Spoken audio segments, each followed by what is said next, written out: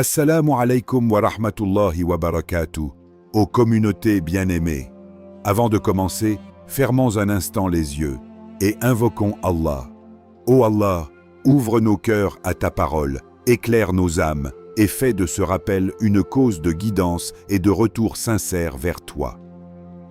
Aujourd'hui, le sujet que nous allons aborder n'est pas un simple rappel, c'est un avertissement, un signe, un miroir et peut-être un dernier appel. Quand vous verrez ceci, la mort est proche, a dit Allah. Mais laisse-moi te poser une question. Et si certains de ces signes étaient déjà présents dans ta vie, sans que tu ne t'en rendes compte, avant d'aller plus loin, abonne-toi à la chaîne, active la cloche, parce que ce genre de rappel peut transformer une vie. La mort ne frappe pas toujours avec violence. Elle ne vient pas toujours avec un cri, ni avec un événement spectaculaire. Parfois, elle s'approche en silence, elle s'installe doucement, dans les habitudes, dans les absences, dans les sensations que tu ne ressens plus. Oui, il existe des signes, pas ceux que les yeux voient, mais ceux que le cœur ressent, ou ne ressent plus. Allah dit, « Toute âme goûtera à la mort, et c'est vers nous que vous serez ramenés. » Coran 29, 57. Prends un instant. Ce verset n'est pas simplement une vérité que tu connais déjà. C'est une réalité qui se rapproche de toi, à chaque respiration, à chaque seconde que tu ignores. Le temps ne ralentit pas pour toi. Il ne t'attend pas. Il t'emporte. Et pourtant, tu vis comme si tu avais encore des années devant toi, comme si ton cœur avait encore le temps de se réveiller. Plus tard. Mais laisse-moi te poser une question. Une question que peu de gens osent affronter. Quand as-tu ressenti pour la dernière fois que ton cœur vibrait réellement pour Allah? Pas par habitude, pas par routine, mais sincèrement. Quand as-tu pleuré en prière? Pas parce que tu étais triste, mais parce que tu ressentais sa présence. Quand as-tu ouvert le Coran et que chaque mot semblait te parler directement, comme si c'était adressé à toi?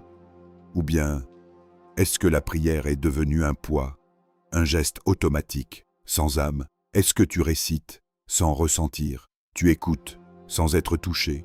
Tu comprends, mais tu ne changes pas? Fais attention, ce n'est pas juste une phase, ce n'est pas normal, c'est un signe silencieux, mais profond. Un signe que quelque chose en toi est en train de s'éteindre. Allah dit, « Puis leurs cœurs se sont endurcis après cela, et ils sont devenus comme des pierres, ou même plus durs encore. » Coran 2,74. Un cœur ne devient pas dur du jour au lendemain. Non. Il s'éteint lentement, petit à petit. Une prière négligée, un rappel ignoré, un péché répété sans regret. Et un jour, tu te retrouves là, présent physiquement, mais absent intérieurement. Il y avait un homme connu pour sa piété, toujours à la mosquée, toujours présent dans les assemblées de rappel. Les gens pensaient qu'il était proche d'Allah, mais lui savait. Il savait que quelque chose n'allait pas. Un jour, il assista à un enterrement. Un homme venait de quitter ce monde. Les gens autour de lui pleuraient profondément. Certains tremblaient, d'autres faisaient des invocations avec des larmes sincères. Mais lui, rien. Pas une larme, pas une émotion, pas un frisson, juste le vide. Il regarda la tombe, la terre qui recouvrait un homme qui, quelques heures plus tôt, respirait encore. Et soudain, une pensée le frappa. Pourquoi mon cœur ne réagit-il pas? Il rentra chez lui, perturbé. Et cette nuit-là, il ne dormit pas. Il se leva, pria, mais il ne ressentait toujours rien. Alors il leva les mains et dit, « Ô Allah, je ne crains pas la mort. Je crains que mon cœur soit déjà mort avant elle. » Ce qu'il avait compris ce jour-là, beaucoup ne le comprennent jamais. Le plus grand danger, ce n'est pas de mourir, c'est de mourir, avec un cœur déjà éteint. Réfléchis. Combien de fois as-tu ignoré un rappel en te disant plus tard? Combien de fois as-tu ressenti une envie de te rapprocher d'Allah, mais tu l'as repoussé? Combien de fois ton cœur a frappé, mais tu as choisi de ne pas ouvrir? Et si ces moments étaient des appels? Et si tu étais en train de les manquer? un par un. Allah dit, « Et ne soyez pas comme ceux qui ont oublié Allah. Il leur a fait alors oublier leur propre personne. » Coran 59, 19. Oublier Allah, ce n'est pas seulement ne pas prier, c'est vivre sans conscience, sans présence, sans connexion. Et le pire, c'est que tu peux continuer à vivre ainsi, sans même te rendre compte que tu es perdu. Alors arrête-toi, pas demain, pas après cette vidéo. Maintenant, écoute ton cœur, pas ton mental, pas tes excuses. Ton cœur, est-il encore sensible ou est-il devenu indifférent? Est-ce que la parole d'Allah te touche encore ou est-elle devenue un simple son que tu entends sans écouter? Parce que la vérité est difficile à accepter, mais elle peut te sauver. Les signes de la mort ne commencent pas quand ton corps s'affaiblit, ils commencent quand ton cœur cesse de répondre. Alors pose-toi cette question et sois honnête avec toi-même. Est-ce que mon cœur est encore vivant ou suis-je déjà en train de m'éteindre intérieurement? Imagine. Le soleil se lève doucement. Une nouvelle journée commence. Tu ouvres les yeux et presque instantanément, ton esprit se remplit. Des objectifs, des obligations, des préoccupations. Tu te lèves, tu avances, tu cours. Oui, tu cours. Mais vers quoi exactement? Il y a un signe que beaucoup vivent, mais que peu reconnaissent. Un signe silencieux, mais terriblement puissant. C'est lorsque ce monde commence à te capturer entièrement. Pas seulement ton temps, mais ton cœur, tes pensées, tes priorités. Allah dit, la vie présente n'est que jeu, distraction, parure, rivalité entre vous et course aux richesses et aux enfants. Coran 57-20.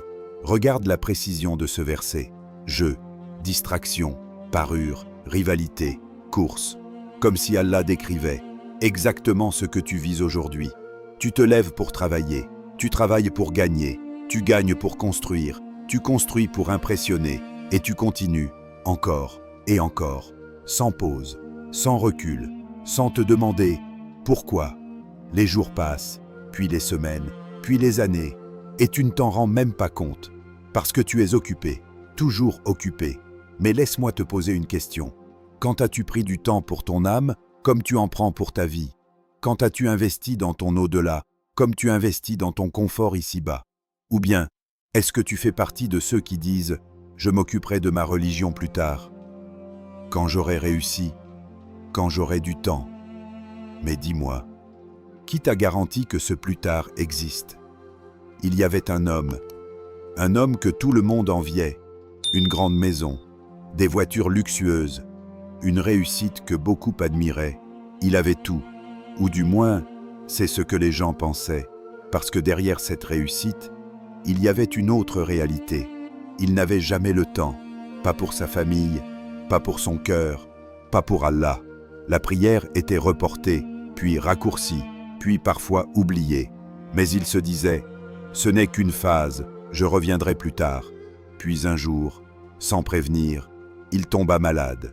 Pas une petite fatigue, une maladie soudaine, violente, le genre de maladie qui te cloue dans un lit et te force à regarder ta vie, sans distraction, allongé, immobile. Il regardait autour de lui, sa chambre, luxueuse, ses biens, accumulés pendant des années. Mais pour la première fois, tout cela lui semblait vide, sans valeur. Le silence était lourd, et dans ce silence, il entendait enfin ce qu'il avait ignoré toute sa vie, son âme.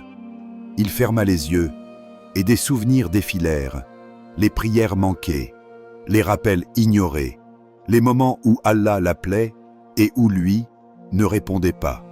Et là, une vérité le frappa, pas doucement, brutalement. J'ai passé ma vie à accumuler ce que je ne peux pas emporter. Ses yeux se remplirent de larmes, et j'ai négligé ce que je vais rencontrer. Quelques heures plus tard, il quitta ce monde. Et maintenant, pose-toi cette question, pas pour réfléchir plus tard. Maintenant, si tout s'arrêtait aujourd'hui, si cette nuit était ta dernière, qu'est-ce qui aurait réellement de la valeur? Tes biens, ton statut, ton image, ou bien tes prières, tes intentions, ton lien avec Allah? Allah dit, les biens et les enfants sont l'ornement de la vie de ce monde. Mais les bonnes œuvres durables ont auprès de ton Seigneur une meilleure récompense et une meilleure espérance. Coran 18, 46. Ce verset change tout. Ce que tu poursuis n'est pas ce qui va rester. Et ce que tu négliges est justement ce qui compte le plus. Mais le problème, ce n'est pas que tu vis dans ce monde. Non, le problème, c'est quand ce monde commence à vivre en toi, quand il prend toute la place, quand il devient ta priorité absolue, quand il te fait oublier pourquoi tu es réellement ici. Alors dis-moi, est-ce que tu contrôles ce monde ou est-ce que ce monde te contrôle? Est-ce que tu utilises tes biens ou est-ce qu'il t'utilise? Est-ce que tu avances vers Allah ou t'éloignes-tu sans même le remarquer? Parce que la vérité est subtile, dangereusement subtile. Tu peux être en train de réussir dans ce monde, tout en étant en train de perdre ton au-delà. Et le pire, c'est que tu peux t'en rendre compte, trop tard. Alors prends un instant, regarde ta vie, pas avec tes yeux, mais avec ton cœur. Si la mort venait ce soir, serais-tu prêt ou serais-tu attaché à tout ce que tu vas laisser derrière? Combien de rappels as-tu entendus? Sois honnête. Combien de fois as-tu cliqué sur une vidéo comme celle-ci? Combien de fois as-tu entendu un verset? Combien de fois as-tu ressenti quelque chose pendant quelques secondes? Puis, tu es passé à autre chose. Tu écoutes, mais tu ne changes pas. Tu comprends, mais tu n'agis pas. Tu ressens, mais ça ne dure pas. Pourquoi? Allah dit, le moment n'est-il pas venu pour ceux qui ont cru que leur cœur s'humilie à l'évocation d'Allah? Coran 57, 16. Arrête-toi ici. Ce verset n'est pas une parole douce. Ce n'est pas un simple rappel, c'est une confrontation, une question directe, une question posée à toi. Le moment n'est-il pas venu? Pas demain, pas quand tu seras prêt, pas quand tu auras moins de problèmes, maintenant. Mais laisse-moi te dire quelque chose de difficile à entendre. Le problème, ce n'est pas que tu manques de rappel. Le problème, c'est que tu es devenu habitué au rappel. Ton cœur s'est adapté. Il entend, mais ne réagit plus. Il reconnaît, mais ne tremble plus. Il sait, mais ne bouge plus. C'est dangereux, très dangereux. Parce qu'à force d'entendre, sans agir, tu construis une illusion. L'illusion que tu es sur le bon chemin, juste parce que tu écoutes. Mais écoute bien ceci. Écouter un rappel, sans changer, ne te rapproche pas d'Allah. Au contraire, cela peut devenir une preuve contre toi. Allah dit, « Pourquoi dites-vous ce que vous ne faites pas? C'est une chose odieuse auprès d'Allah que de dire ce que vous ne faites pas. » Coran 61, 2 à 3. Ce verset est lourd. Il ne parle pas des ignorants. Il parle de ceux qui savent, mais qui ne vivent pas selon ce qu'ils savent. Alors pose-toi cette question. Combien de choses sais-tu déjà que tu n'appliques pas? La prière à l'heure, le repentir, le regard, les intentions, tu sais, mais tu repousses, encore et encore. Il y avait un jeune homme, il aimait écouter des rappels, tous les jours, dans sa voiture, dans sa chambre, avant de dormir. Il connaissait les versets, il comprenait les messages, parfois même, il pleurait. Mais une fois la vidéo terminée, il retournait à sa vie, exactement comme avant, un péché, puis un autre, une prière retardée, puis négligée, mais il se rassurait. Au moins, j'écoute, je ne suis pas comme ceux qui ne s'intéressent pas. Jusqu'au jour où tout changea. Un appel, court, brutal. Son ami venait de mourir, subitement, sans maladie, sans signe. Quelques heures auparavant, ils riaient ensemble, ils parlaient de leurs projets, de leur avenir, et maintenant, il était seul, face à une réalité qu'il n'avait jamais vraiment acceptée. Il se rendit à l'enterrement, il regarda le corps, immobile, silencieux, définitivement absent, et pour la première fois, ce qu'il entendait depuis des années devint réel. Il ne pleurait pas seulement son ami, il réalisait quelque chose de bien plus profond. Je pensais avoir le temps. Sa respiration devint lourde. Mais le temps ne m'appartient pas. Ce jour-là, il ne vit plus les rappels de la même manière, parce qu'il comprit une chose essentielle. Les rappels ne sont pas là pour t'émouvoir, ils sont là pour te transformer. Et si rien ne change, alors quelque chose ne va pas. Alors dis-moi, combien de rappels as-tu entendus sans jamais agir? Combien de fois ton cœur a été touché, puis s'est refermé? Combien de fois t'es-tu dit « je vais changer » sans jamais vraiment commencer? Ne te mens pas, parce que chaque rappel que tu ignores est une opportunité perdue, est une chance qui ne reviendra peut-être pas. Et le plus effrayant, c'est que tu ne sais pas combien il t'en reste, Allah dit. Et quand on leur rappelle les versets de leur Seigneur, ils ne s'y jettent pas sourds et aveugles. Coran 25, 73. Regarde la différence. Les vrais croyants ne font pas semblant d'écouter. Ils réagissent, ils changent. Alors où te situes-tu? Es-tu de ceux qui consomment les rappels comme un contenu parmi d'autres, ou de ceux qui les prennent comme un message personnel d'Allah? Parce que oui, ce que tu entends maintenant n'est pas un hasard. Tu aurais pu être ailleurs, à faire autre chose, mais tu es là, à écouter, encore une fois. Et cette fois-ci, la question est simple, brutale, mais nécessaire. Combien de rappels faudra-t-il encore avant que tu changes vraiment? Il y a des moments dans la vie où tout s'arrête. Pas parce que tu l'as décidé, mais parce que quelque chose t'y a forcé. Une perte soudaine, une épreuve inattendue, une situation que tu ne contrôles pas. Et dans ces moments-là, tu te poses une question. Pourquoi moi? Mais si je te disais que ce n'est peut-être pas un pourquoi, mais un appel. Allah, dans sa miséricorde infinie, ne laisse jamais ses serviteurs errer sans signe. Jamais. Même lorsque tu t'éloignes, même lorsque tu oublies, même lorsque tu ignores, il t'envoie des rappels. Pas toujours sous la forme que tu attends. Parfois, ce sont des bénédictions qui te rapprochent de lui. Mais parfois, ce sont des secousses. Une porte qui se ferme, un projet qui échoue, une relation qui se brise, une douleur que tu ne comprends pas. Et toi, tu crois que c'est une punition, alors que c'est peut-être une miséricorde déguisée. Allah dit, nous leur ferons certainement goûter au châtiment ici-bas avant le grand châtiment afin qu'ils retournent. Coran 32, 21. Ce verset est profond. Il ne parle pas seulement de châtiment, il parle de retour. Afin qu'ils retournent. Cela veut dire que certaines épreuves ne sont pas là pour te détruire, elles sont là pour te réveiller. Mais dis-moi, combien de fois as-tu vécu une difficulté sans en tirer un retour vers Allah? Combien de fois as-tu souffert, mais sans changer? Parce que oui, il y a deux types de personnes face à l'épreuve. Celui qui s'endurcit et celui qui se rapproche. L'épreuve est la même, mais le cœur réagit différemment. Allah dit, quand le malheur touche l'homme, il nous invoque, couché sur le côté, assis ou debout. Puis quand nous le délivrons de son mal, il continue comme s'il ne nous avait jamais invoqués. Coran 10, 12. Regarde la réalité de ce verset. Tu appelles Allah quand tu souffres, mais quand tout va mieux, tu oublies. Et pourtant, chaque épreuve était une porte, une opportunité, un moment où ton cœur était ouvert. Il y avait une femme forte, indépendante, pleine de projets. Sa vie était stable, un travail qu'elle aimait, des proches autour d'elle, un quotidien bien construit. Mais un jour, tout commença à s'effondrer. Elle perdit son travail, puis une épreuve familiale qui brisa son équilibre, puis une solitude qu'elle n'avait jamais connue auparavant.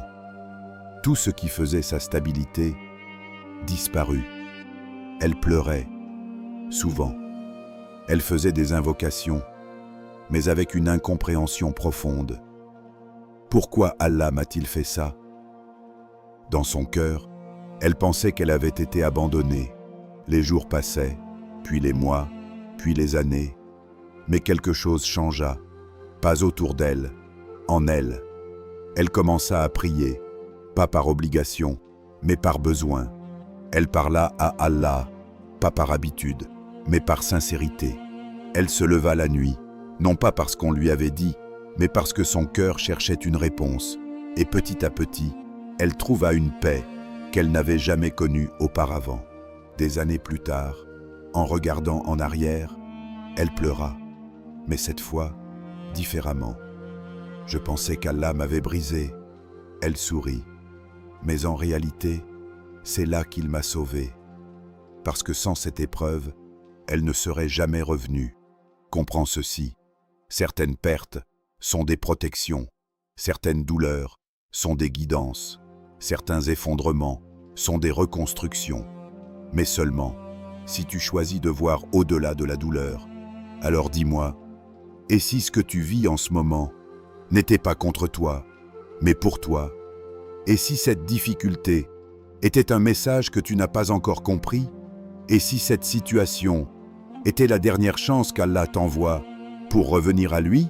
Parce que parfois, les avertissements deviennent plus forts quand les premiers sont ignorés. Une petite gêne, puis une grande difficulté, puis une épreuve encore plus lourde. Pas parce qu'Allah veut te faire souffrir, mais parce que tu n'as pas encore répondu. Allah dit, « Et ton Seigneur n'est point injuste envers les serviteurs. » Coran 40 et 1, 46. Alors si quelque chose te touche aujourd'hui, ce n'est pas un hasard, c'est ciblé, précis, adapté à toi, pas à quelqu'un d'autre, à toi. Alors ne regarde pas seulement la douleur, regarde le message, parce que derrière chaque épreuve, il y a une question silencieuse. Vas-tu revenir ou continuer à t'éloigner? Et maintenant, sois honnête avec toi-même. Et si ce que tu vis actuellement n'était pas une punition, mais un dernier appel, avant qu'il ne soit trop tard, il y a une vérité, une seule, silencieuse, inévitable, impossible à fuir. Tu peux l'ignorer, tu peux la repousser, tu peux faire semblant qu'elle est loin, mais elle avance vers toi, chaque jour, chaque heure, chaque respiration. Le moment où la mort arrive, tout devient clair, pas progressivement, pas doucement, d'un coup, comme un voile qui se déchire. Tout ce que tu pensais important perd sa valeur. Tout ce que tu as ignoré devient central. Allah dit, « Seigneur, fais-moi revenir, afin que je fasse du bien dans ce que je délaissais. » Coran 23, 99 à 100. Arrête-toi. Visualise ce moment. Un être humain, comme toi, allongé, faible, incapable de bouger comme avant. Le souffle devient lourd, le regard devient fixe, et à cet instant précis, il comprend. Il comprend que tout ce qu'il repoussait était en réalité ce qui comptait le plus. Il comprend que chaque prière retardée, chaque rappel ignoré, chaque moment perdu avait un poids. Et alors, il demande, pas de richesse, pas de réussite, pas une seconde chance pour ce monde, juste revenir, juste une opportunité pour réparer. Mais la réponse tombe, froide, finale. Non, c'est simplement une parole qu'il dit. C'est fini, plus de retour, plus de délai, plus d'excuses. Et ce qui rend ce moment encore plus lourd, ce n'est pas la mort elle-même, c'est le regret.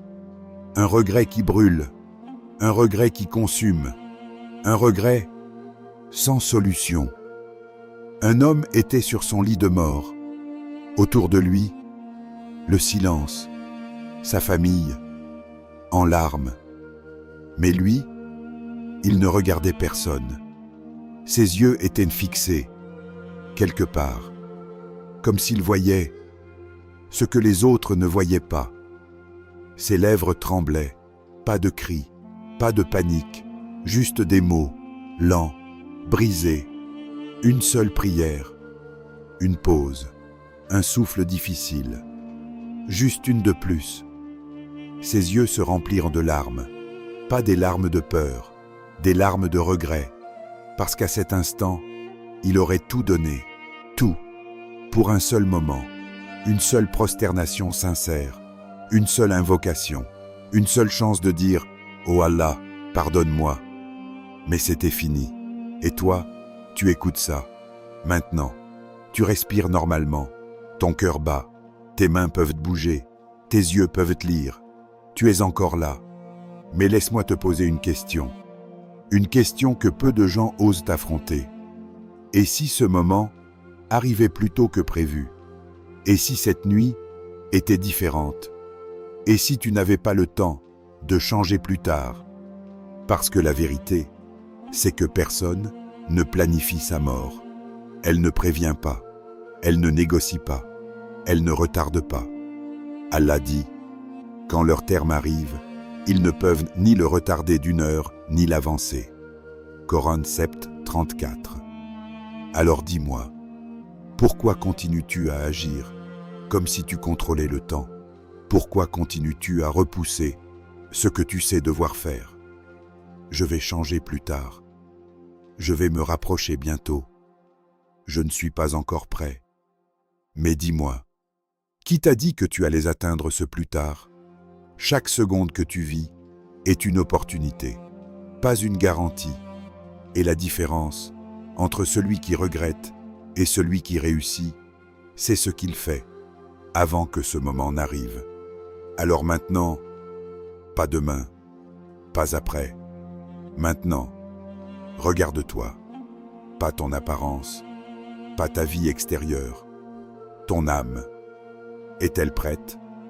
Ou est-elle pleine de choses non réglées, de prières manquées, de retours repoussés? Parce qu'un jour, tu seras à cette place, allongé, immobile, face à la vérité. Et à ce moment-là, tu ne voudras pas plus de temps. Tu voudras juste une seule chance. Mais aujourd'hui, cette chance, tu l'as déjà. Tu respires, tu entends, tu comprends. Ce moment n'est pas un hasard, c'est une ouverture, un appel, une porte. Alors ne la laisse pas se refermer, parce que le jour où elle se refermera, elle ne se rouvrira plus jamais. Allah dit, ô vous qui avez cru, craignez Allah, et que chaque âme voit bien ce qu'elle a avancé pour demain. Coran 59, 18. Demain, ce n'est pas demain matin, c'est l'au-delà. Alors dis-moi, si tu voyais les signes aujourd'hui, changerais-tu ou ignorerais-tu encore?